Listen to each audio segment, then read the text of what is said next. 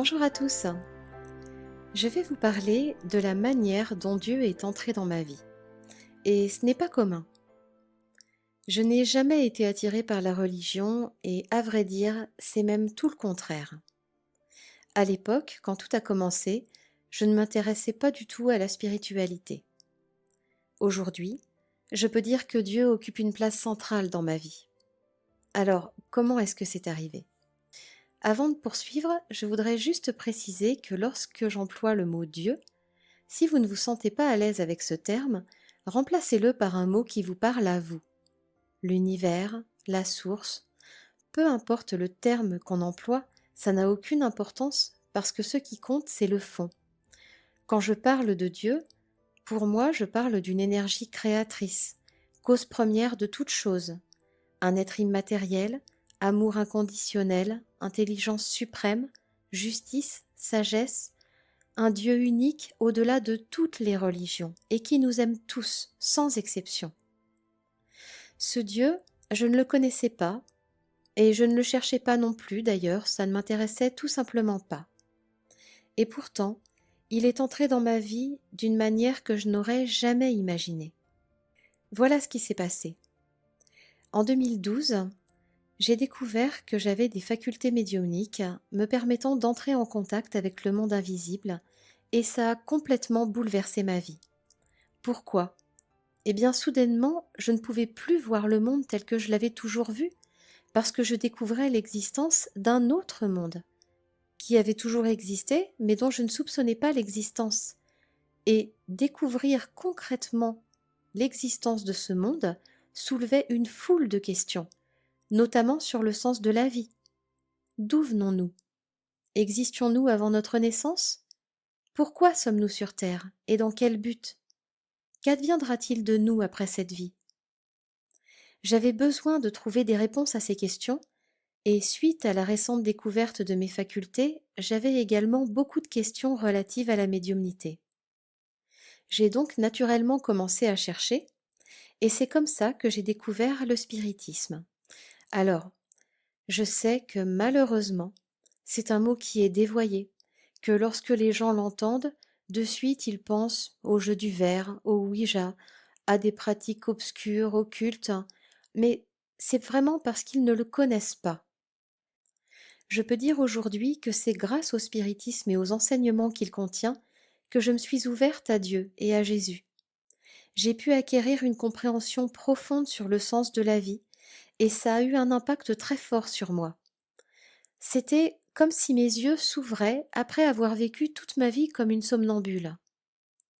Les enseignements spirites ont profondément résonné dans mon esprit et dans mon cœur. Ils m'ont permis de m'éveiller et de développer une foi forte parce que comment vient la foi ? Par la conviction. Tout ce que j'apprenais me semblait logique et cohérent. Mais ce qui m'a le plus touchée, c'est son aspect moral. C'est l'enseignement de Jésus dans toute sa simplicité, son essence et sa pureté, mais éclairé d'une lumière nouvelle, qui me permettait de donner à ces enseignements tout leur sens, alors que dans les évangiles, très souvent ils parlent en allégorie. Tout devenait très clair. Le mot spiritisme a été inventé dans les années 1850 par Allan Kardec, qui est le pseudonyme du professeur Léon Hippolyte de Nizar-Rivail, car pour désigner des choses nouvelles, il fallait des mots nouveaux. Le spiritualisme, c'est le contraire du matérialisme. Toute personne qui croit avoir en lui autre chose que la matière est spiritualiste. Mais ça ne veut pas dire pour autant qu'il croit à l'existence des esprits, à leur individualité après la mort ou à la possibilité de communiquer avec eux. Il fallait donc un mot nouveau pour désigner cette croyance, et Allan Kardec a donc inventé les termes spirit et spiritisme. Mais qu'est-ce que le spiritisme exactement ? Alors bien sûr, nous en parlerons bien plus en détail dans une prochaine vidéo, mais d'ores et déjà, on peut dire que le spiritisme est une science qui traite de la nature, de l'origine, de la destinée des esprits et de leur rapport avec notre monde. Il regroupe trois aspects qui sont étroitement imbriqués. La science, par l'étude des manifestations spirites, la philosophie, qui comprend toutes les conséquences morales découlant des échanges que l'on peut établir avec les esprits, et un aspect religieux, car par ses enseignements, il relie l'homme à Dieu. Cependant, il n'est absolument pas une religion, parce qu'il n'y a aucun culte, aucune hiérarchie, il ne fait aucun prosélytisme et ne demande aucune foi aveugle. Bien au contraire, il dit: comprenez d'abord, et vous croirez ensuite si vous le voulez. Le but du spiritisme, c'est l'amélioration des hommes. Les échanges que l'on peut avoir avec les êtres qui vivent dans le monde spirituel et qui témoignent de leur situation nous font littéralement toucher du doigt cet avenir qui nous attend tous. Et cette prise de conscience, forcément, a des répercussions sur notre comportement. Alors, je rappelle quand même que les phénomènes spirites ont toujours existé. On trouve des récits de voix, de visions, d'apparitions dans la Bible et dans les livres sacrés de tous les peuples. Ils n'ont donc rien de nouveau. Mais ils sont restés enveloppés en quelque sorte d'inconnu, de mystère. C'est dans les années 1850, au moment des tables tournantes, phénomène qui a débuté en Amérique puis qui s'est rapidement propagé en Europe et dans le reste du monde, que la multiplicité de ces expériences ne permettait plus de douter de leur réalité. Tiens, d'ailleurs, pourquoi les tables tournantes? Eh bien parce qu'il fallait quelque chose qui attire l'attention et qui frappe la curiosité. Donc, quoi de mieux que s'installer autour d'une table avec des amis, de poser des questions, de la voir bouger, se soulever, frapper avec un pied un nombre déterminé de fois pour répondre par oui ou par non? On comprend que ce soit devenu un effet de mode. Ça, c'était les premiers phénomènes que le monde spirituel a déclenchés pour attirer l'attention. Aujourd'hui, tout ça s'est dépassé. Alors, attirer l'attention, mais attirer l'attention sur quoi? Ces phénomènes furent étudiés par des hommes de science qui étaient notamment intrigués par le fait que les tables semblaient répondre de manière intelligente aux questions qui leur étaient posées, et ce, même mentalement. Ils sont donc partis du principe que tout effet intelligent est forcément dû à une cause intelligente. Mais quelle cause? C'était la question. Et c'est la table elle-même, alors, si je peux m'exprimer ainsi, car bien évidemment ce n'est pas la table qui parle, mais dans le message qui était transmis, l'être invisible s'est désigné lui-même comme étant un esprit, un être du monde spirituel, parallèlement à nous qui vivons dans le monde corporel. Il y a donc deux humanités en ce monde, qui sont interreliées et indissociables, comme nous le verrons.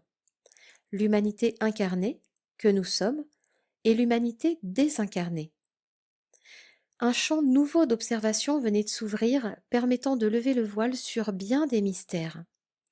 La vie future n'était plus une simple espérance, ça devenait une réalité que l'on comprenait, que l'on s'expliquait.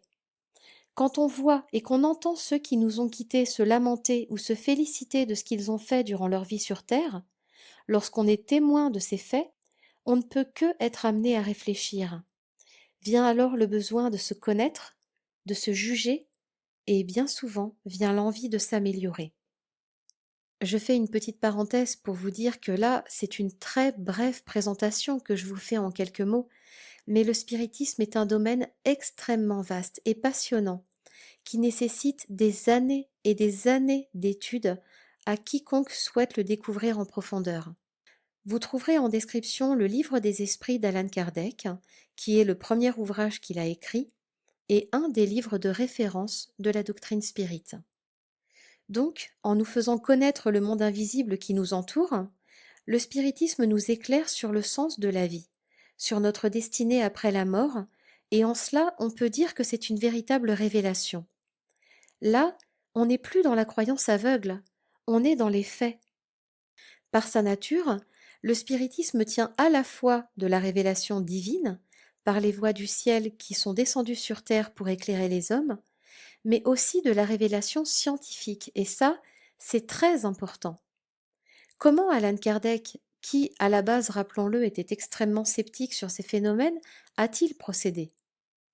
Des faits nouveaux se présentaient à lui qui ne pouvaient pas s'expliquer par les lois connues. Il a donc observé très rigoureusement ces phénomènes, il les a analysés, comparés, et des effets il est remonté jusqu'aux causes.